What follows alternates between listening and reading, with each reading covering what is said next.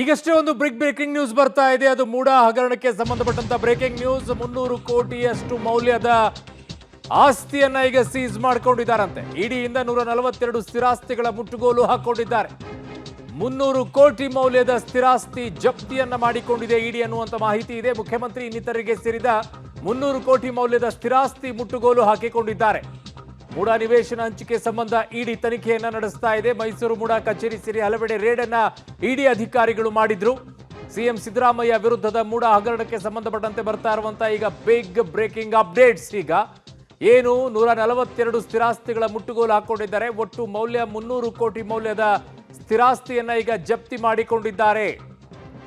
ಮುಖ್ಯಮಂತ್ರಿಗಳು ಮತ್ತೆ ಇನ್ನಿತರರಿಗೆ ಸೇರಿದಂತಹ ಆಸ್ತಿ ಇದು. ಮೂಡ ನಿವೇಶನ ಹಂಚಿಕೆ ಸಂಬಂಧ ಇಡಿ ತನಿಖೆಯನ್ನ ಮಾಡ್ತಾ ಇದೆ. ಈಗ ಬಹುದೊಡ್ಡ ಬೆಳವಣಿಗೆ ಆಗ್ತಾ ಇದೆ ಮೂಡ ಪ್ರಕರಣದಲ್ಲಿ. ಈ ಮೂಡ ಹಗರಣ ಏನಾಗಿದೆ, ಇದರಲ್ಲಿ ಈಗ ಮುಟ್ಟುಗೋಲು ಹಾಕಿಕೊಳ್ಳುವಂತ ಮಟ್ಟಕ್ಕೂ ಬಂದು ತಲುಪಿದೆ. ಮುಖ್ಯಮಂತ್ರಿಗಳ ಸೇರಿದಂತೆ ಇನ್ನುಳಿದಂತವರದ್ದು 300 ಕೋಟಿಗೂ ಹೆಚ್ಚು ಸ್ಥಿರಾಸ್ತಿಗಳ ಮುಟ್ಟುಗೋಲನ್ನು ಹಾಕೊಂಡಿದ್ದಾರೆ, ಜಪ್ತಿ ಮಾಡಿಕೊಂಡಿದ್ದಾರೆ.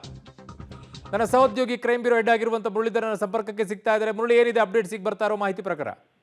ಅರುಣ್, ಏನಂದ್ರೆ ಪ್ರಮುಖವಾಗಿ ಈ ತನಿಖೆಯನ್ನ ಕಳೆದ 3 ತಿಂಗಳಿಂದ ಕೂಡ ಇಡಿ ಅಧಿಕಾರಿಗಳು ತನಿಖೆಯನ್ನ ಮಾಡ್ತಾ ಇದ್ರು. ತನಿಖೆಯನ್ನ ಮಾಡೋ ಸಂದರ್ಭದಲ್ಲಿ ಸಿಎಂ ಸಿದ್ದರಾಮಯ್ಯ ಮತ್ತು ಇನ್ನುಳಿದಂತೆ ಅಧಿಕಾರಿಗಳು ಜೊತೆಗೆ ರಿಯಲ್ ಎಸ್ಟೇಟ್ ಉದ್ಯಮಿಗಳೆಲ್ಲ ಕೂಡ ಸೇರಿ ಸಾಕಷ್ಟು ಅಕ್ರಮವನ್ನ ಮೂಡದಲ್ಲಿ ಮಾಡಿದ್ದಾರೆ ಅನ್ನೋದ್ರ ಬಗ್ಗೆ ಆರೋಪಗಳು ಕೇಳಿಬಂದಿತ್ತು.